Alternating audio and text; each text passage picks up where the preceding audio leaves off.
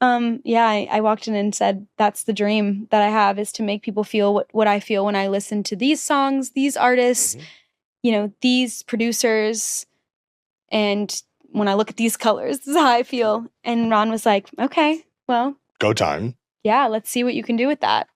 Luca and Elvira, were you locked in with them at that point? Or was that the point in which you locked in with them? No, I hadn't even met them yet when I had done that meeting. And I really didn't know what I wanted truly yet. I think I was pretty vague. I was like, I know what I want people to feel when they hear my music, but what does that sound like? And what am I going to say? What is my sound? Who am I? What's the music going to feel like? What's the music going to sound like?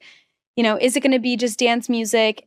And I think I thought it was going to be one thing for a really long time. I was like, okay, it's going to lean towards the world of the EP, maybe obviously, hopefully better than those songs, or have a little bit more of me in them. And then I met Luca and Elvira, and the day we met, we made Diet Pepsi. Wow. Which was really and then crazy. That opened up the door. Well, I think when we made Diet Pepsi the first day we met, we were kind of like, well, we obviously have to do more sessions. Because I do think it's a cool choice to make a relatively tight 12-song debut album with entirely one team of writers and producers, the three of you. So then walk us through the process from Diet Pepsi. Right, like knowing when that happened. Did you feel like at that point the music industry, at least behind the scenes, starts to take you seriously? And, did you send that to the label? And is that proof of concept? Or did you just keep motoring ahead? I'm a little bit of a freak when it comes to sharing things with people before they're ready to me. Yeah. So the label didn't hear things for a long time. Okay.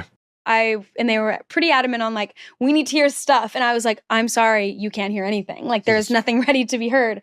Very relatable. And so I was like, I mean, we made the hook the first day.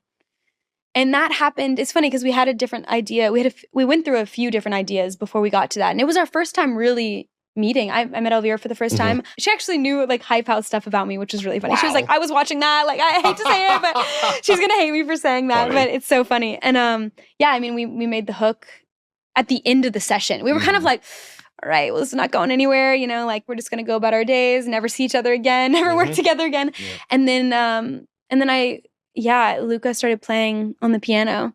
We were listening to Sex, Money, Feelings, Die, actually. And that song, I was like, I want a song that makes me feel this like release, And then Luca starts playing the piano, and we just start all kind of going into melody land, kind of humming things, saying random stuff out loud. And then we literally fell upon the Diet Pepsi hook. I think what we got first was the end of the hook, the losing my innocence.